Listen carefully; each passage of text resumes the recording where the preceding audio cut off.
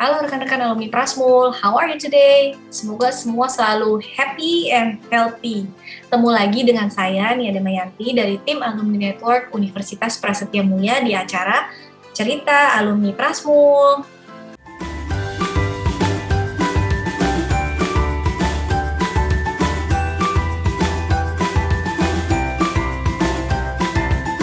Bersama saya hari ini di Cerita Alumni Prasmul hadir seorang alumni MM reguler atau MMR. Ya. Siapa dia? Kita kenalan dulu yuk. Halo. Oke. Halo Mbak Nia, apa kabar? Nama saya Alfa ya. Di Prasmul nih kebetulan lulusan dari MMR 42. Lulusnya udah tahun berapa ya? 2012 kalau nggak salah 2012. Lulus dari Prasmul Cilandak.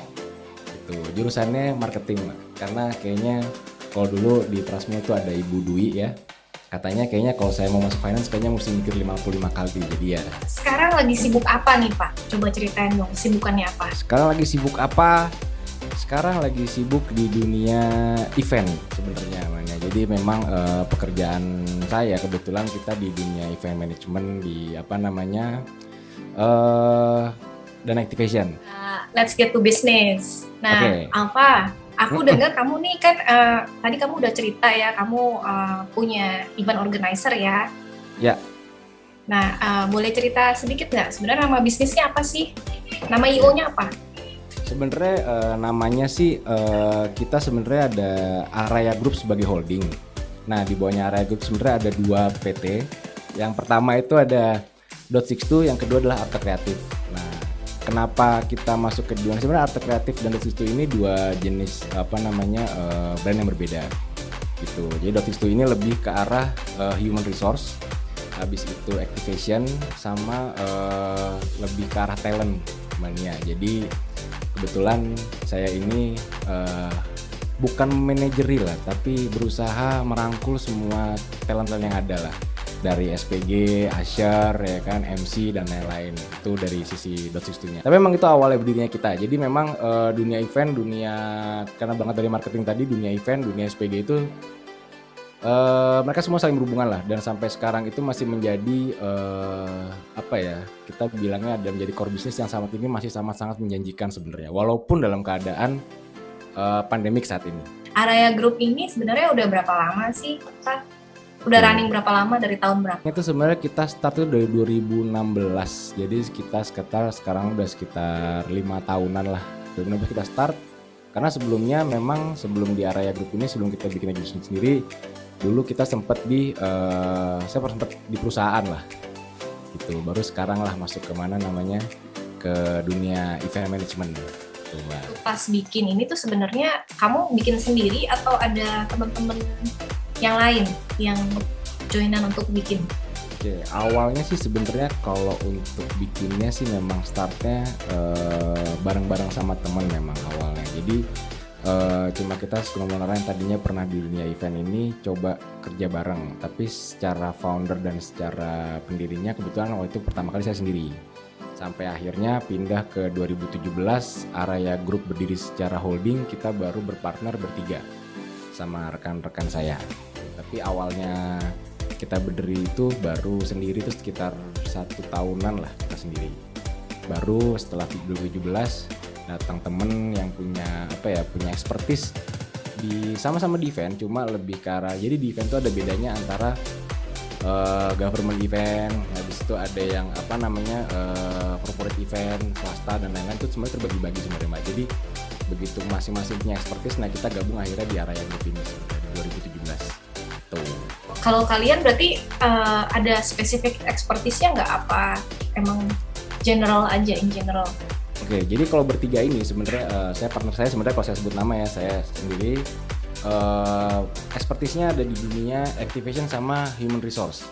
Jadi lebih ke arah direct selling, SPG dan lain-lain itu di saya kebetulan expertise-nya. Nah, kemudian rekan saya 2 yang lain, yang satu Adi ini expertise-nya di dunia event management secara global. Kemudian satu lagi Pak Arya ini lebih di kreatif, desain sama IT itu Pak Arya, sama fotografi. Nah, jadi visual design, habis itu kreatif itu dari Pak Arya. Nah, kita bertiga lah. berusaha untuk bersinergi untuk akhirnya mengembangkan skala bisnis kita menjadi lebih besar. Kurang lebih seperti itu, banyak. Yes, mantap. Berarti semua ya ini ya, semua lini Semua. diambil ya. Semua lini Dan insya Allah digarap. Ya, memang. Paket lengkap nih berarti. Paket lengkap. Nah terus, kenapa sih pilihnya bisnisnya tuh ini gitu, event organizer? Karena kan sekarang kan udah kayak banyak banget gitu ya, IO bertebaran di mana-mana. Nah, kalau itu ceritanya sebenarnya agak menarik nih, balik lagi. Jadi sebenarnya kalau kisah awalnya itu berangkatnya karena pertama kali dari Prasmul ini saya di-hire oleh salah satu perusahaan swasta. Nah, dari situ itu salah satu job desk di perusahaan tersebut itu menjadi menguruskan regional promo waktu itu. Jadi urusan promotion itu baik yang namanya billboard, habis itu event dan sampai ke point of sales marketing itu kebetulan saya menghandle untuk regional Jakarta waktu itu. Nah, berangkat dari situ akhirnya mulai tertariklah dunia event, kok kayaknya menyenangkan ya gitu, dan kayaknya lebih lebih bukan kerja di balik meja lah waktu itu. Jadi kita banyak ke lapangan dan lain-lain. Nah, habis itu selesai dari perusahaan swasta itu memang kebetulan saya langsung masuk ke agensi tetangga dulu. Di-hire oleh agensi tetangga, dari situ berangkat baru akhirnya lepas untuk bikin sendiri. Jadi emang awalnya serba kebetulan sebenarnya. Kebetulan dunia event itu menyenangkan dan menarik untuk dipelajari. Karena baik lagi di event ini setiap tahun, setiap saat itu sebenarnya banyak hal baru yang sebenarnya akan selalu dipakai. Yang tadinya offline sekarang kayak contohnya sekarang lah, dari yang tadinya kita semua serba offline tuh event semua di lapangan, di studio, habis itu di open space ya kan. Sekarang dengan pandemik ini berubah tuh semua. Yang tadinya launching mobil di ICE, di Gias itu di ICE BSD, sekarang berubah jadinya di studio. Jadi sebenarnya akhirnya event itu sendiri akhirnya berubah secara konsep dan berubah secara secara sistemnya. Jadi animonya berubah, gimana cari crowdnya berubah. Yang tadinya crowdnya datang lihat mobil, sekarang lihat TV tuh buat ngeliat mobil. Nah, itu sebenarnya menyenangkannya dunia event tuh itu, selalu amat sangat dinamis sebenarnya buat kita. Gitu. Kalau kamu sendiri sebenarnya ada event organizer atau mungkin ada orang yang menginspirasi kamu untuk membuat IO ini nggak sih? Atau emang ini emang udah came up karena ini your passion gitu? Kalau inspirasi kayaknya nggak ada, belum nemu tuh inspirasi nggak dari ada, ya? seorang IO tuh belum ada. Tapi emang bener yang menemukan satu dunia di mana ini kayaknya passionnya pas nih ya kan. Udah passionnya pas, baik lagi begitu kita bekerja itu penuh dengan terpaksa ya kan, akhirnya nggak kerja. Nah, begitu passionnya bisa mendatangkan kehidupan, akhirnya kita jalankan lah. Intinya itu aja sih namanya. Gitu banget ya, jadi bisa kerja berdasarkan passionnya apa. Alhamdulillah sampai saat ini sih begitu, Mbak. Oke, terus ini sebenarnya kalau untuk running IO ini ya, kamu kan udah cukup lama nih ya di bidang itu. Ada spesifik ini nggak sih skill yang harus dimiliki oleh seorang event organizer nggak, atau orang yang menjalankan IO ini nggak? Atau siapa aja sebenarnya bisa sih? Nah, sebenarnya menariknya dunia IO ini mungkin sama kayak di 11-12 Mbak, kalau misalkan saya ngeliat Prasmul sebenarnya. Jadi untuk ngambil S2 di Prasmul nggak semuanya harus jurusan ekonomi lah, dari kedokteran ada, dari insinyur ada, dan lain-lain ada. Nah, sebenarnya dunia event ini sebenarnya 11-12 sama kehidupan Prasmul. Jadi sebenarnya di sini tuh semua orang akan bisa. Cuma satu yang diharapkan di sini adalah teman-teman di dunia ini harus punya passion yang sama. Sama kedua, eager to learn-nya itu gede.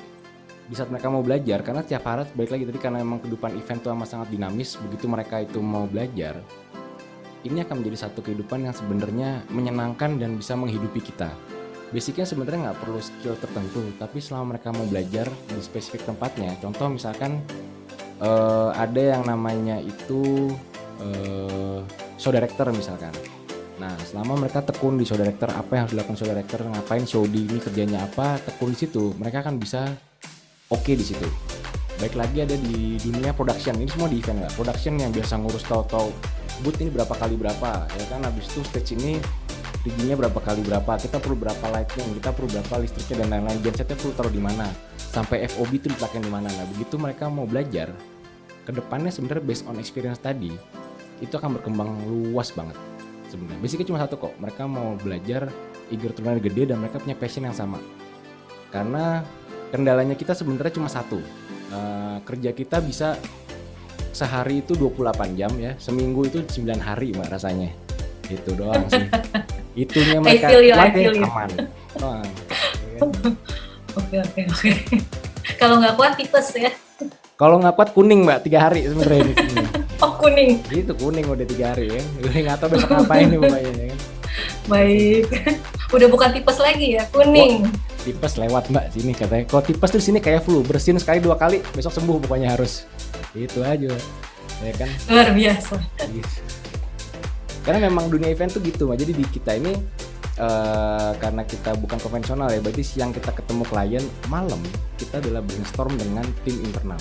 Nah itu yang sebenarnya kita lakukan. Jadi kalau ditanya kerja kita 24 jam ya kurang lebih hampir seperti itulah. Jadi begitu memang kita selesai dengan meeting sama semua klien di siang hari dan di jam kerja mereka yang konvensional, di malamnya itu waktu kita brainstorm dan kita membuat satu proposal akhirnya yang harus kita serahkan ke klien. Itu baru pitchingnya mbak, belum pelaksanaannya ya kan.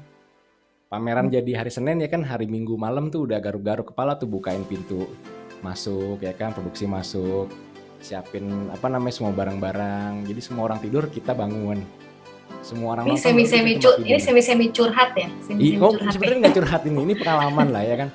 Kalau curhat kayaknya sedih banget gitu, sebenarnya tidak menyedihkan gitu, ini menyenangkan ya. Oke. Menyenangkan. Pak, sebelumnya kamu pernah kerja jadi profesional nggak sih di company gitu? Atau emang dari awal, dari kamu lulus S1 tuh langsung S2 atau sempat kerja kah? Atau gimana? Pernah 2 kali. Jadi lulus S1 itu sempat saya kerja dulu di salah satu perusahaan IT dulu. Dia sempat dunia IT ya kan, yang kerjaannya adalah sebenarnya kerjanya sudah marketing ya dulu tuh mbak.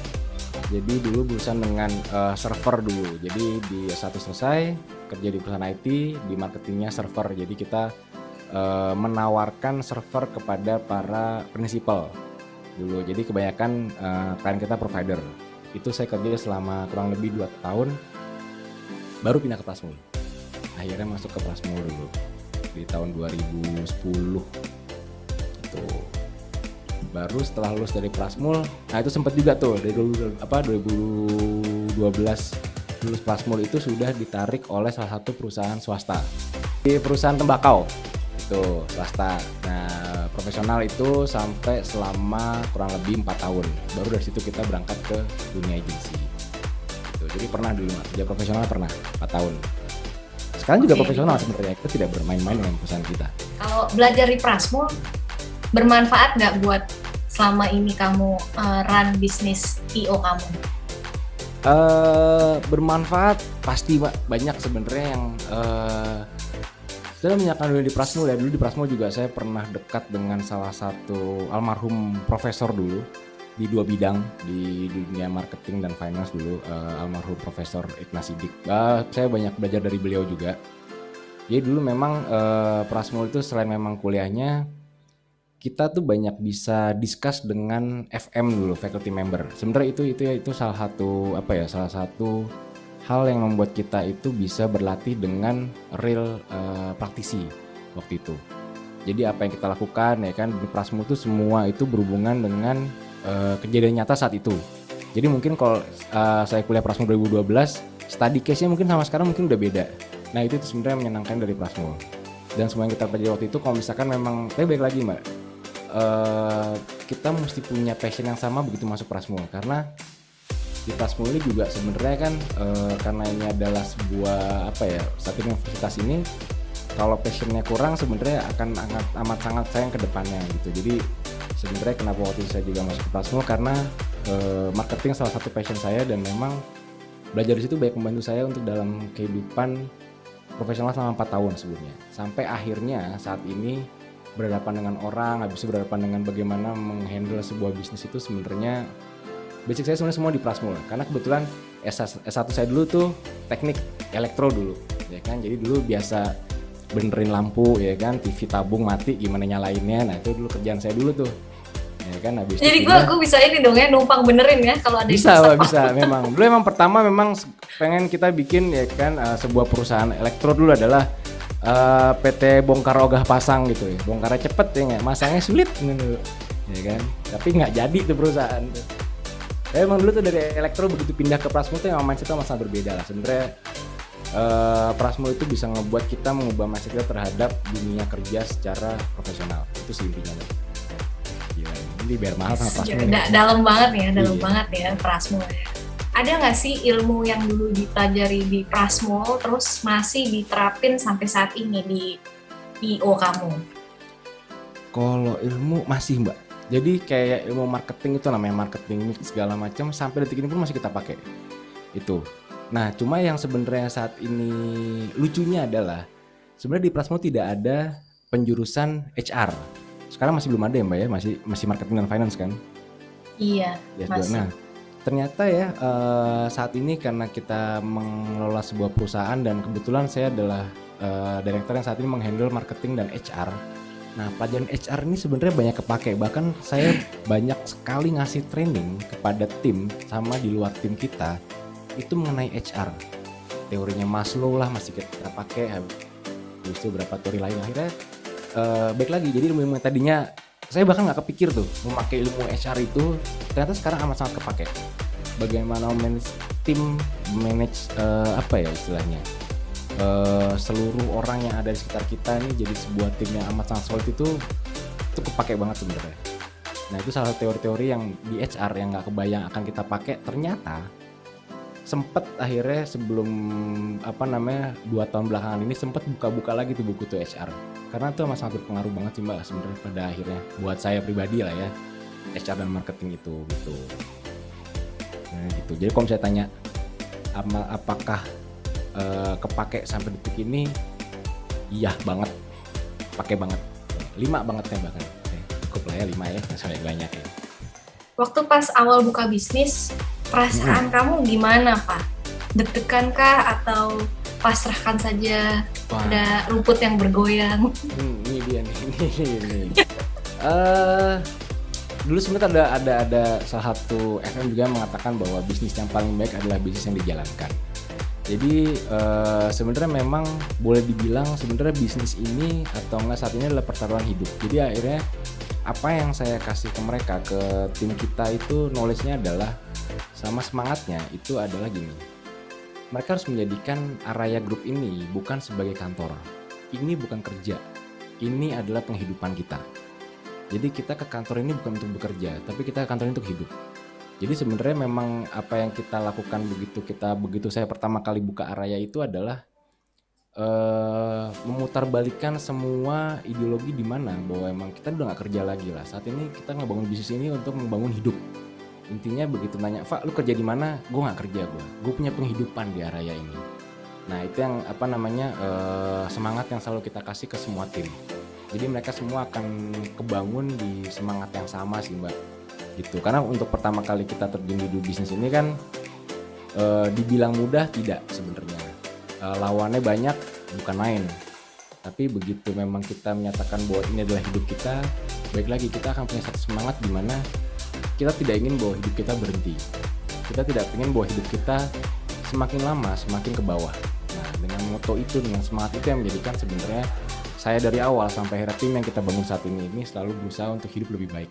Itu sih intinya Mania. Gitu. Dalam banget nih kayaknya ya. Dalam. Filosofinya luar biasa ini. Gitu ya. Lu masuk psikologi nggak diterima memang, jadi ya udah lah ya. Selanjutnya nih ya, waktu pas running IO ini sendiri ada kesulitan yang pernah kamu alamin nggak sih Pak? Terus kesulitan yang paling terberat yang pernah kamu hadapi itu apa? Oke, kesulitan yang dialami kalau dibilang banyak, lumayan banyak Mbak, karena dunia IO ini, dunia event ini sebenarnya secara pie-nya, secara kuenya itu amat sangat banyak potongannya. Jadi apalagi kalau misalnya kita ngomong di Jakarta ya, kenapa sebenarnya kita mengambil ini mencoba untuk nasional, karena dari ujung dari ujung Jakarta ini sampai ke ujung Bali misalkan atau Kalimantan Sumatera ini mereka punya satu sistem yang berbeda. Makanya dimana kita mencoba untuk mengambil kue-kue di area lain lah. Karena begitu ngomong di Jakarta mungkin ada tertulis aja mungkin ada ratusan IO yang ada masing-masing bidang. Nah makanya kesulitan terbesar kita sebenarnya paling pertama adalah kita harus menunjukkan satu diferensiasi di mana kita berbeda dengan IO lain. Gitu. Apa yang kita tawarkan ke klien, apa yang kita tawarkan ke calon klien kita itu sebenarnya sesuatu yang harus berbeda.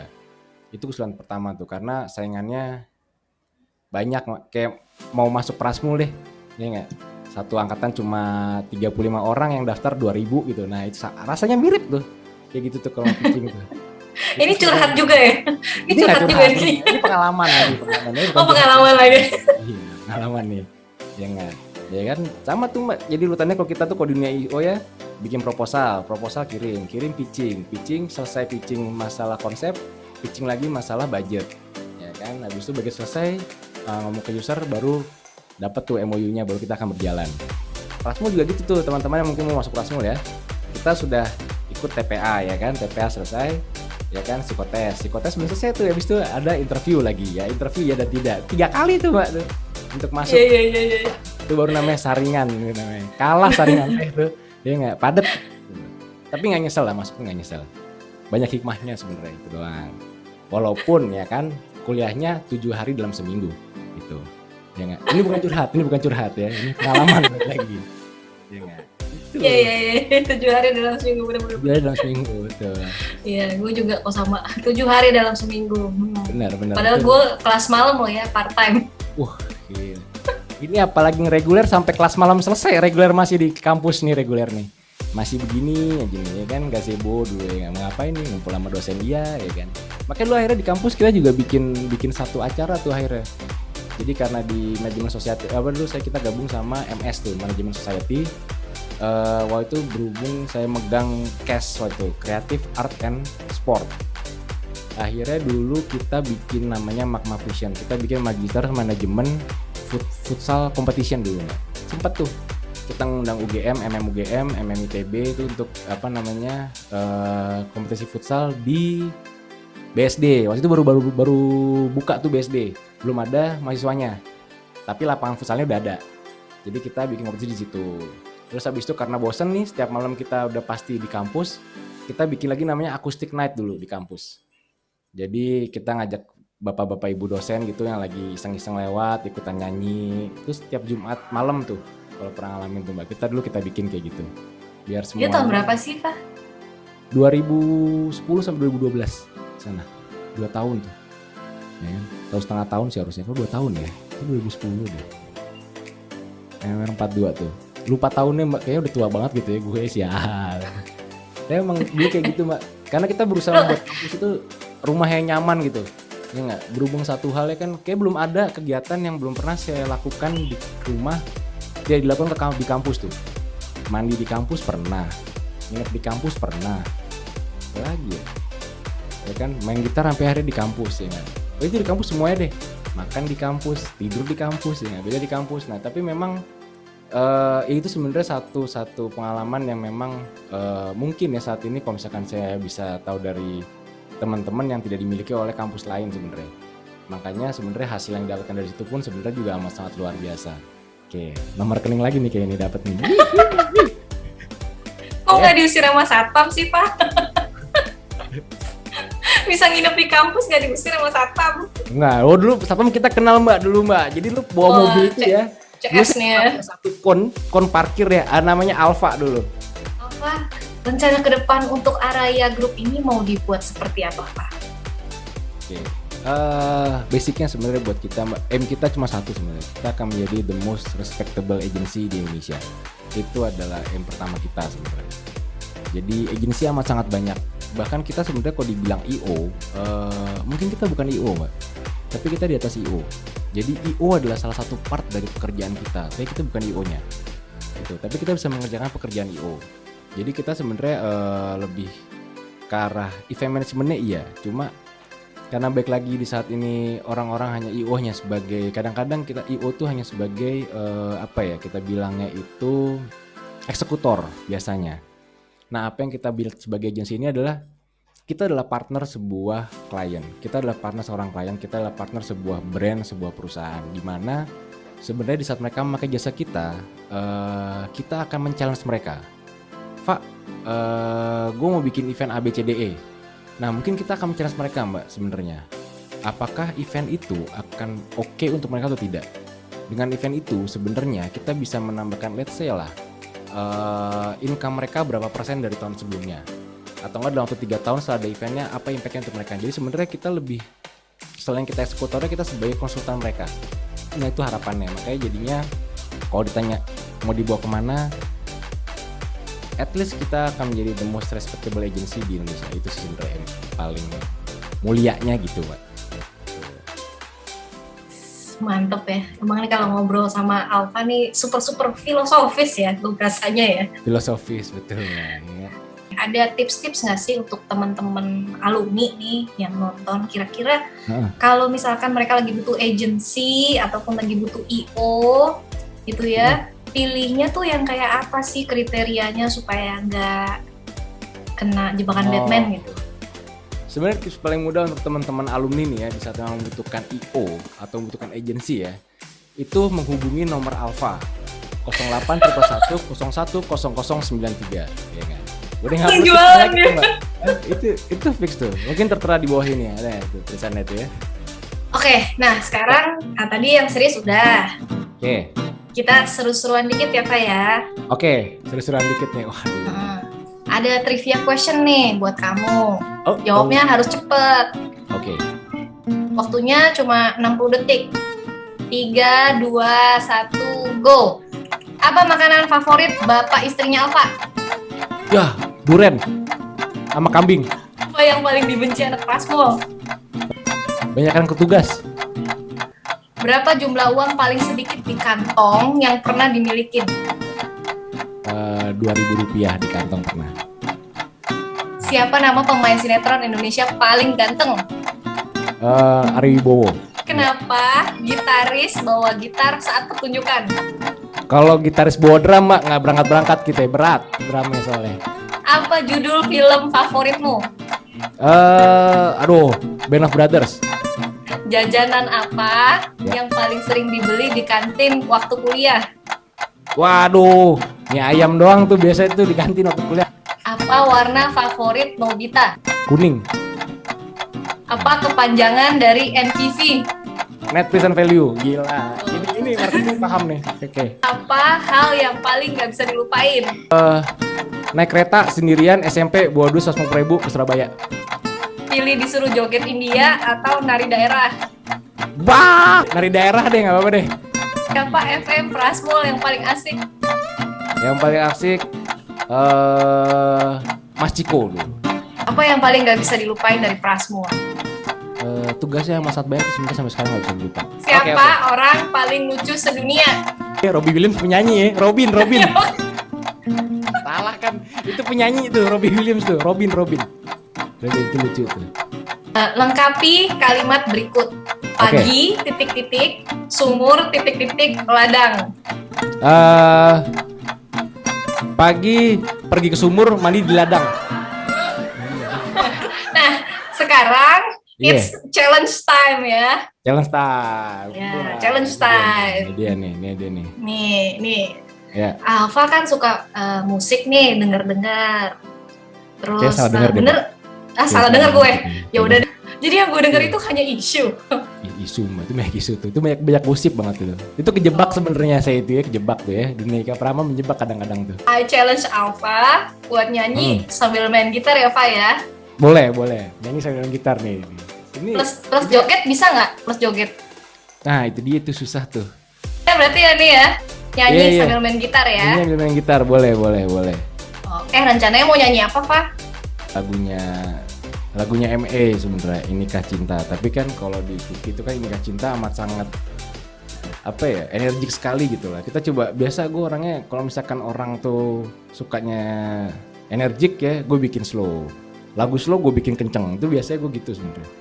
Yuk kita saksikan penampilan dari Alfa Laksmana. Penampilan loh. Karena gue grogi loh, depan mic itu grogi banget. Masuk suaranya gitarnya? Masuk. Bukan grogi gara-gara di depan gue kan?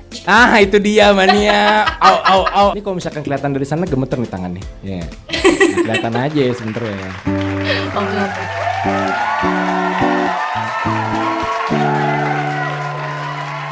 Saat ku jumpa dirinya di suatu suasana, terasa getaran dalam dada. Coba mendekatinya, ku tatap dirinya.